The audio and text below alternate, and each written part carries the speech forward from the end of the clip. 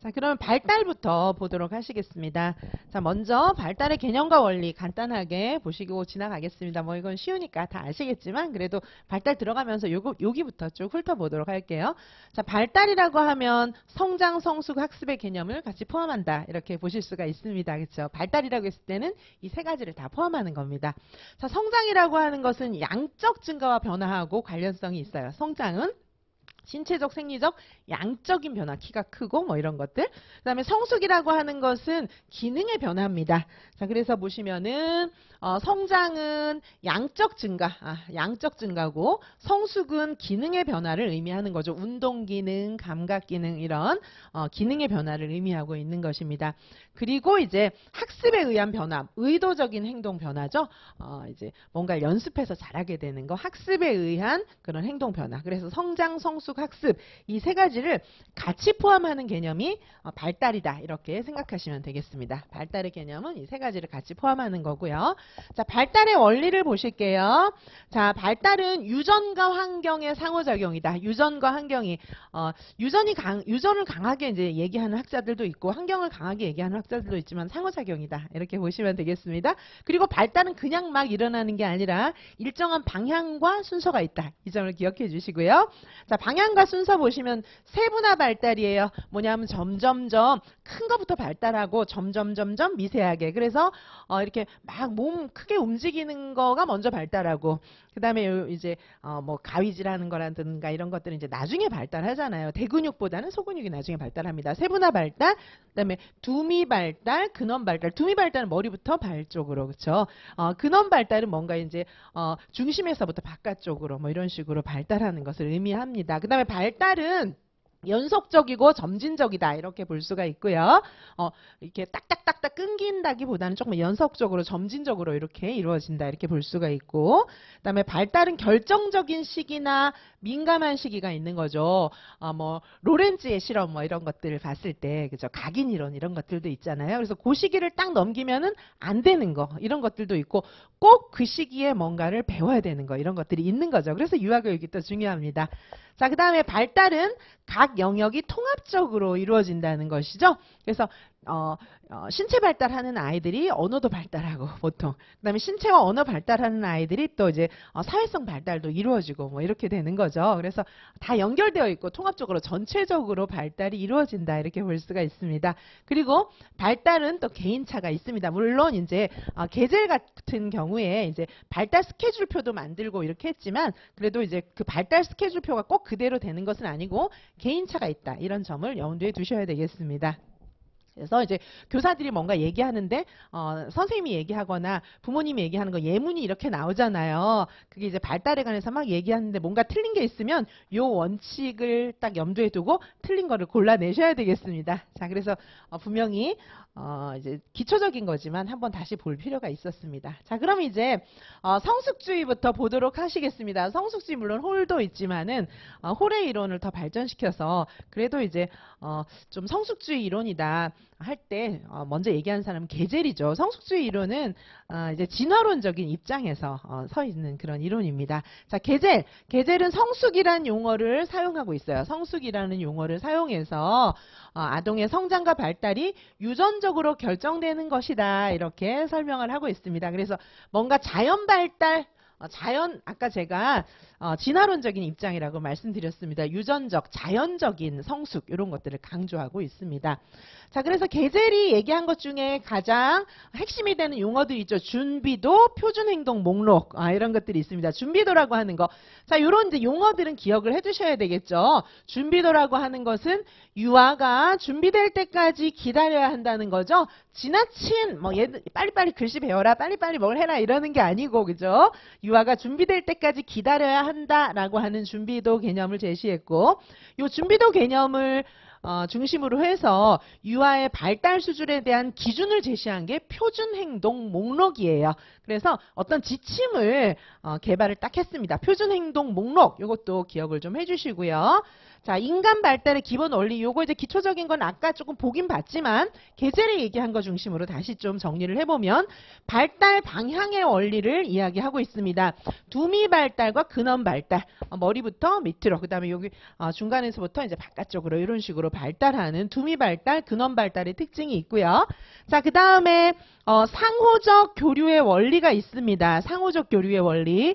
인간의 좌우 양 측면이 점차적으로 효과적으로 체제화된다. 이렇게 그쵸? 그래서 좌뇌와 우뇌, 두 눈 두 손 이런 식으로 두 다리 이런 식으로 좌우 양 측면이 같이 간다. 이렇게 설명을 하고 있습니다. 자, 그 다음에 이제 상호적 교류, 그 다음에 기능적 비대칭의 원리가 있습니다.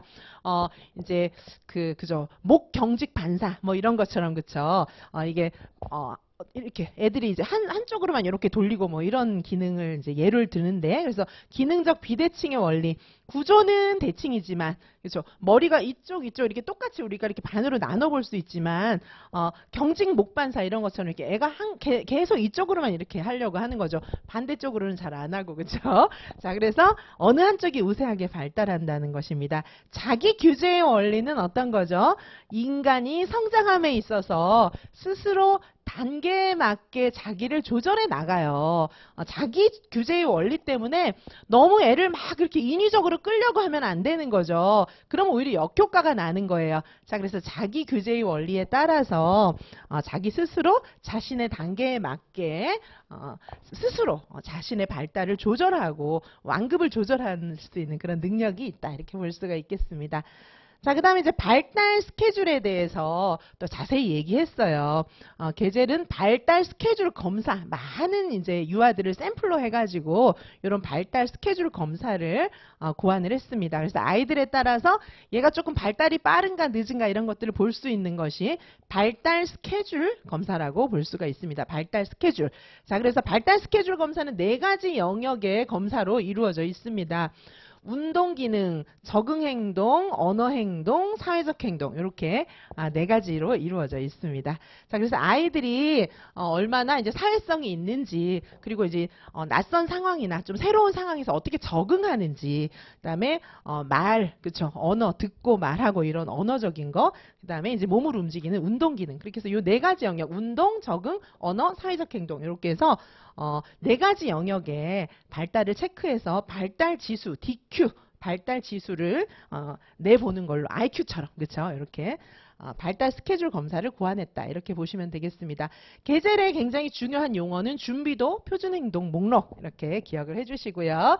인간 발달의 원리에 대해서 이야기했고, 인간 발달의 원리, 그 다음에 상호교류의 원리, 상호교류의 원리가 무엇인지, 그죠? 좌우 양쪽 이런 것들이 효과적으로 점차 영향을 주면서 골고루 발달해 나간다는 거, 그 다음에 기능적 비대칭의 원리, 우리가 대칭이 되어 있지만 조금 비대칭하게 발달을 할 수도 있다는 거고요. 그다음에 자기 규제의 원리 이런 것 때문에 애를 막 억압적으로 뭐 해라 이렇게 하면 안 되는 거고, 얘의 스케줄에 맞게끔 얘의 발달의 그런 표준 행동 목록에 맞게끔 뭔가를 요구하는 게 맞다는 것입니다. 자, 그다음에 발달 스케줄 요 검사를 고안을 했어요. 그래서 발달 스케줄 검사의 영역은 크게 4가지. 이 운동, 적응, 언어, 사회적 행동 이렇게 해서 DQ 지수로 나타낼 수 있다. 자, 게젤 이렇게 요약해 보았고요. 그다음에 정신분석 이론입니다. 정신분석 이론은 크게 이제 프로이드와 에릭슨으로 나눌 수가 있어요. 그래서 먼저 프로이드 보시면 프로이드의 이론은 심리성적 발달 이론이다. 이렇게 보실 수가 있습니다. 자, 먼저 프로이드는 성격의 구조에 대해서 이야기했죠. 성격의 구조는 원초와 자아, 초자아로 나누어집니다. 그래서 원래 이제 요 본능, 원초와 본능을 강조했습니다. 원초와는 쾌락의 원리에 따라서 충동의 욕구에 따라서 지배되는 것이에요. 자, 그 다음에 자아, 에고는 1세경에 발달하고 현실 원리에 따르도록 합니다. 자, 그 다음에 이제 이 현실 원리 다음에 그 다음에 초자아가 있는데 이건 이상이죠. 자아 이상, 양심 뭐 이런 것처럼 자아 이상인데 도덕적인 통제 이런 것들을 하게 됩니다. 자, 그래서 초자아는 원초아하고 너무너무 다르잖아요. 그래서 요 현실의 원리를 따르게 하는 요 자아가 초자아, 원초아 요거 2개 사이를 중재하게 되는 것입니다. 본능에 따라서 움직이려고 하는 원초아, 그쵸? 이 원초아, 본능이 어디를 신체의 어떤 부위를 따라서 움직이느냐에 따라서 발달 단계를 나눌 사람이 프로이드고요. 인간의 원초적인 본능, 인간의 그 무의식 속에 있는 본능 이런 것들을 굉장히 중요하게 생각을 했고 그 다음에 이제 요거를 현실의 원리에 따라서 본능대로 움직이는 것이 아니라 승화시켜 나가는 것이죠. 자, 그리고 초자아는 자아 이상 이런 도덕적인 지침 이런 것들하고 관련이 있습니다. 자, 그래서 여기 이제 초자아가 가장 늦게 발달되는 것입니다. 프로이드의 심리성적 발달 단계는 구강기, 항문기, 남근기, 장복기, 성객기로 나누어지지만은 우리 이제 유치원 유아들은 여기 남근기 3세에서 6세에 해당하는 남근기에 해당하는 것이 이제 우리 유치원 유아들이고, 남근기의 대표적인 특징은 이성의 부모에게 집착하게 되는 거죠. 이성의 부모에게 집착하면서 뭐 이제 동성의 부모와 자기 자신을 동일시하게 되는 거예요. 그래서 성역할을 배워나가도록 되어 있습니다. 그리고 생식기에서 만족감을 얻는 이런 특징이 있어요. 자, 프로이드 그냥 간단하게 정리를 했고요. 이따가 이제 또 프로이드가 보는 그런 발달 단계에 대해서 다시 한번 정리를 하도록 하겠습니다. 자, 그 다음에 보시면은 에릭슨입니다. 에릭슨의 심리사회적 발달 이론입니다. 프로이드하고 이제 에릭슨은 비슷한 그런 측면이 있어요. 근데 이제 에릭슨은 프로이드하고 굉장히 가까운 관계였지만 프로이드의 영향을 많이 받았으나 조금 이제 프로이드의 그런 한계를 조금 보완한 그런 측면이 있습니다. 자, 에릭슨은 인간 발달이 사회적 맥락 안에서 일어난다 이렇게 보았습니다. 인간 발달은 사회적 맥락 안에서 일어난다. 자, 프로이드의 이론을 발달시켰고, 그다음에 프로이드는 아까 이제 보셨던 것처럼 청소년기에서 발달이 끝나버리잖아요. 그래서 에릭슨은 그게 아니고 완전 노년기까지 전생에 걸친 발달에 대해서 이야기했고, 프로이드는 본능에 따라서 그 본능적인 욕구가 신체의 어떤 부위를 옮겨 다니느냐에 따라서 이제 발달의 그런 단계를 정했는데, 에릭슨은 그게 아니라 사회적 맥락 안에서 사회적 관계를 누구와 어떻게 맺느냐에 따라서 발달 단계를 나누었습니다. 자, 그래서 이렇게 전생에 걸쳐서 발달이 이루어진다고 봤기 때문에 이렇게 굉장히 표가 긴데요. 그 중에 이제 우리는 여기 3단계에 해당하는 그런 시기입니다. 우리 유아들 같은 경우에, 여기 유치원 유아들 같은 경우에. 그래서 이때는 주도성 대 죄책감을 느끼는 그런 시기예요. 영향을 주는 것은 가족이나 부모, 물론 선생님도 굉장히 근접한 가족이나 부모와 거의 필적하잖아요. 그래서 선생님도 굉장히 중요합니다. 주도성 대 죄책감. 얘네들이 이제 혼자 자유롭게 아이들이 막 탐색하면서 궁금했던 것들을 자유롭게 탐색하고 놀이하고 이렇게 하면 이 아이는 주도성을 느끼게 되는 거예요. 근데 그렇게 이제 자유롭게 탐색하지 못하고 억압하게 하고 주도적으로 뭔가를 못하게 이제 그렇게 자꾸 아이를 누르고 이렇게 하면 얘는 주도성을 느끼는 게 아니라 죄책감을 느끼게 되는 거예요. 죄책감을 느끼면 어떻게 되는 거예요? 얘가 이제 어디 나가서 막 자유롭게 활동하고 막 자신의 의견도 얘기하고 중심에 서서 막 활동하고 이래야 되는데 그게 아니고 저기 구석에 가서 이렇게 있고, 그 다음에 왠지 막 내 자신이 부끄럽고 막 그렇게 되는 겁니다. 그렇죠? 자, 물론 이제 성격에 따라서 내성적이고 뭐 그럴 수 있지만 이제 그 정도가 아니라 나 자신에 대해서 좀 부끄러워하게 되고 뭐 이제 그렇게 되는 거예요. 자, 그래서 이 시기에 이제 우리가 해줘야 될 것은 자유로운 탐색과 호기심, 주도성 발달 이런 게 굉장히 중요합니다. 그래서 에릭슨의 이론에 따라서 예를 들면 아이들 데리고 현장 학습을 갔다. 자, 그럴 때 아이들이 주도적으로 막 탐색하도록 해주는 것이 필요하다. 뭐 이렇게 연결시켜 볼 수도 있습니다. 자, 그래서 부모의 억제나 처벌에 의한 부정적인 경험 이런 거를 하면 아이들이 죄책감을 느끼게 되고, 자, 요 시기는 그 프로이드의 이론에 따르면 남근기에 해당하는 그런 시기입니다. 자, 1단계 같은 경우에는 출생에서 만일세까지 아주 어릴 때죠. 이때는 엄마가 주 양육자예요. 그래서 일관된 양육이 필요한 시기입니다. 그리고 1에서 3세 때는 자율성 대 수치심. 그렇죠. 그래서 이때는 부모님이 또 굉장히 사실 이제 1, 2, 3단계까지 다 부모가 굉장히 중요하기는 해요.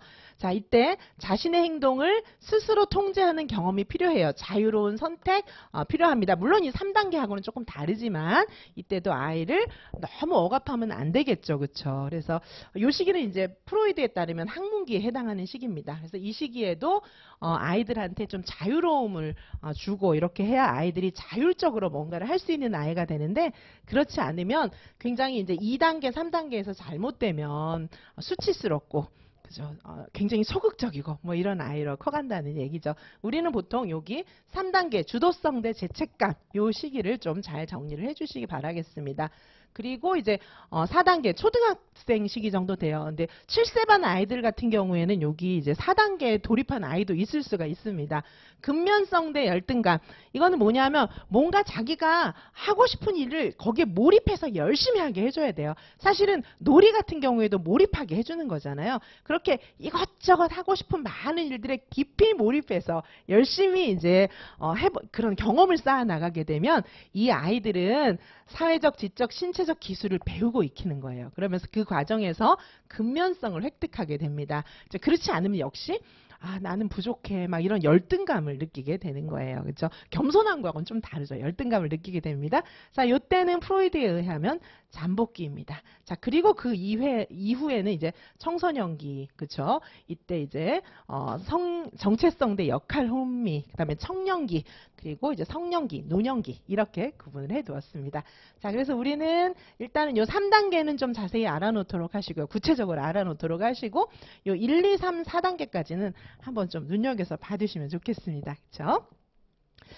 자, 그 다음에 이제 행동주의예요. 은근히 또 행동주의가 좀 많이 헷갈리잖아요. 행동주의도 어려워요. 쉽진 않아요. 이 과거에 이제 심리학 이론 같은 경우에 행동주의 시대가 길었기 때문에 행동주의도 이렇게 무시할 수는 없습니다. 근데 요즘에 행동주의가 시험에 그렇게 많이 나오진 않고 간혹가다 행동주의의 적용 문제들이 조금 나오긴 했어요. 자, 행동주의는 이제 중요한 특징이 어떤 거냐 하면 직접 관찰하고 측정할 수 있는 드러난 행동. 얘가 속으로 어떻게 생각했을까? 사고의 과정이라든가 이런 건 별로 설명 안 합니다. 그냥 외현적인 행동. 예를 들면 뭐 피아제나 이런 사람들은 사고의 과정이라든가 사고의 발달이라든가 얘가 어떤 생각을 거쳐서 어떤 발달, 마음이론 뭐 그다음에 이제 아이들이 상징적 놀이하는 거 뭐 이런 얘기들을 많이 하잖아요. 근데 행동주의는 그런 이 내부에서 일어나는 절차에는 관심이 없고 외연적인 행동에 관심이 있습니다. 자, 그래서 유아의 행동을 변화시키는 거에 굉장히 관심이 있어요. 그리고 아까 프로이드나 에릭슨도 마찬가지고 피아제도 마찬가지고 발달을 조금 단계로 나누었잖아요. 근데 여기서는 행동주의에서는 발달 단계 얘기는 하지 않아요. 발달은 연속적으로 이루어지는 것이다. 이렇게 보고 있습니다. 자, 그래서 이제 실험적인 방법, 실험적인 연구를 통해서 유아들의 행동을 변화시키는 거, 여기에 관심이 있습니다. 자, 먼저 보시면 고전적 조건 형성 이론이 있어요. 이건 이제 파블로프와 왓슨의 이론입니다. 자, 파블로프는 개한테 먹이를 주면서 종을 이렇게 울리면 개 입에서 침이 나오는 거, 그 실험을 했어요. 자, 그래서 고전적 조건 형성을 보여주었습니다. 조건에 따라서 이게 이제 사람이 좀 다르게 반응할 수가 있구나, 이런 식으로 생각했습니다. 자, 왓슨 고전적 조건 형성을 아동에게 적용시켜서 아이들을 자신이 원하는 방향으로 키울 수 있다, 이렇게 보았습니다. 그래서 예를 들면 알버트의 쥐 실험이 있는데 저거는 비판을 많이 받았어요. 어떤 거예요? 쥐를 이렇게 계속해서 뭐 쥐나 이런 혐오적인 동물들을 보게 하니까 얘가 막 너무 싫어하겠죠. 근데 이제 나중에는 일반 털실을 줘도 얘가 너무 싫어하는 거예요. 자, 그래서 털실을 싫어하게 하려면 털실 비슷하게 생긴 거 계속 노출시켜주면 되겠죠. 그렇죠? 자, 이 좋은 방법은 아닌데 어쨌든 고전적 조건 형성으로 파블로프와 왓슨을 기억하시면 되겠습니다. 요건 그냥 이제 단순한 조건을 형성시켜 주는 거예요. 자, 그래서 요거 파블로프와 왓슨 기억을 해주시고요. 그 다음에 이제 스키너 조작적 조건 형성인데 보통 이제 우리가 그 유아들한테 어떤 습관을 길러주고 이렇게 어떤 행동을 변화시키고 이렇게 할 때는 스키너의 조작적 조건 형성의 원리를 활용해서 아이들의 행동을 변화시킵니다. 행동주의가 중요한 것은 다른 의미는 크게 없습니다. 눈에 보이는 그런 관찰되는 행동 있잖아요. 눈에 보이는 행동을 자극 대 반응, 요걸 생각해서 아이들의 행동을 고쳐주는 거에 목적이 있는 겁니다. 근데 이제, 아이들을 뭐 길들이는 거야, 뭐, 그렇게까지 많은 것들을, 그죠, 그 행동주의를 적용해서 아이를 완전히 바꾸고 뭐 그렇게 하는 건 아니고 한두 가지 정도, 그렇죠? 단기적으로 사용해서 아이들의 행동을 고쳐주면 이제 아이들이 편안해할 수가 있겠죠. 자, 그래서 조작적 조건 형성이라고 하는 것은 여기 이제 뭐 어떤 반응에 대해 선택적으로 보상함으로써 그 반응이 일어날 확률을 증가시키는 거죠. 그래서 이건 이제 자극 대 반응 뭐 이렇게 볼 수가 있어요. 자극이 이제 부정적인 반응, 정적인 반응, 칭찬 뭐 이런 거 있고, 부정적인 반응은 뭐 때리는 거라든지 뭐 이런 거 있을 수가 있겠죠. 그렇죠? 그거에 따라서 이 좋은 반응 해주면 얘가 열심히 막 활발하게 일하겠죠. 활발하게 그걸 더 하겠죠. 근데 이제 부정적인 자극을 주면 이제 안 할래 나 이렇게 되겠죠. 자, 이런 의미입니다. 자, 보상함으로써 그 반응이 일어날 확률을 증가시키겠다 이렇게 보는 겁니다. 여기서 선택적인 보상이랑 강화와 벌, 아까 말씀드렸던 것처럼 강화는 정적인 거, 벌은 마이너스적인 거 이렇게 되는 거죠. 선택적 보상을 하는 겁니다. 자, 그래서 아동의 행동 변화는 말씀드렸지만 강화나 벌 가지고 행동을 만들어갈 수 있다는 거예요. 강화의 종류는 여러 가지가 있어요. 정적 강화는 아까 말씀드렸던 것처럼 뭐 좋아하는 거를 주는 거죠. 부적 강화라고 하는 것은 뭔가 아이가 싫어하는 것, 아까 막 애가 너무 싫어하는 쥐 이렇게 보여주고 이렇게 하면 얘가 이제 털실도 싫어하게 되는 거예요. 그렇죠? 부적 강화. 자, 이런 것들을 부적 강화라고 하는 것은 아이가 싫어하는 것을 제거하는 것. 자, 강화니까, 그쵸? 강화니까 벌이 아니잖아요. 강화니까, 그쵸? 그래서 정적 강화와 부적 강화가 있습니다. 정적 강화는 애가 좋아하는 거를 주는 거, 부적 강화는 아이가 싫어하는 것을 제거하는 것, 이렇게 볼 수가 있습니다. 자, 그 다음에 이제 연속적 강화와 간헐적 강화가 있어요. 연속적 강화는 규칙적으로 맨날 어떤 일을 할 때마다 그때마다 이렇게 상 주는 거예요. 애가 예를 들면은 뭐 청소를 잘했어요. 청소 잘할 때마다 맨날 스티커 주는 거. 그거는 이제 연속적인 강화예요. 간헐적 강화라고 하는 것은 뭔가 반응의 횟수나 반응과 반응 간의 시간 경과 이런 거에 따라서 간헐적으로 여러 가지 방식이 있어요. 줄 때도 있고 안 줄 때도 있고, 이게 이제 정기적으로 뭐 3번에 한 번 준다든가 뭐 이런 게 있을 수도 있고요. 아니면 선생님 눈에 띌 때마다 준다든가 뭐 이런 것이 있을 수도 있습니다. 자, 그래서 연속적 강화와 간헐적 강화 이렇게 있습니다. 자, 강화의 종류 기억을 해주세요. 정적 강화, 부적 강화, 연속적 강화, 간헐적 강화가 있습니다.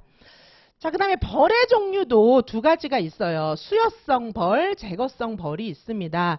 수요성 벌은 적극적인 거죠. 꾸중이나 체벌, 때리든가 혼내거나 이런 것이 이제 수요성 벌이고요. 제거성 벌은 뭐냐 하면은 얘가 이제 좋아하는 거를 빼는 거예요. 좋아하는 자극을 제거하는 겁니다. 그래서 얘가 예를 들면 막 축구하는 거 너무 좋아한다. 그러면 뭔가 잘못을 했을 때는 이제 너 오늘 이틀 동안 축구는 못해. 오늘 하루는 축구를 못해. 뭐 이렇게 하는 거. 자, 그게 이제 제거성 벌입니다. 자, 그 다음에 시험에 많이 나왔던 거 이제 프리맥의 원리가 있어요. 프리맥의 원리도 강화 아니냐 막 이렇게 이제 말씀을 하시는데 강화의 하나지만은 앞에서 본 강화하고는 조금 구별되는 강화 방법이기도 합니다. 자, 프리맥은 뭐냐 하면 유아에게 빈번하게 발생하는 행동이 상대적으로 덜 빈번하게 일어나는 행동의 빈도를 증가시키기 위한 강화물로 사용되는 거예요. 자, 이 정의는 좀 한번 봐두시고요. 예를 들면은 축구를 엄청 좋아하는 아이가 있어요. 축구를 너무 좋아하고 독서는 책 읽기는 너무 싫어하는 거죠. 얘는 너무너무 독서를 싫어해요. 자, 그럴 때 너 독서 할 때마다 스티커 하나씩 붙여줄게 뭐 이런 강화가 있을 수도 있잖아요. 근데 그게 아니고 얘는 스티커보다 축구를 정말 하고 싶은 거예요. 그래서 너 책 한 권 읽으면 축구 30분 하게 해줄게. 그래서 얘 독서를 잘하게 해주기 위한 강화물로 축구를 사용하는 거예요. 강화물.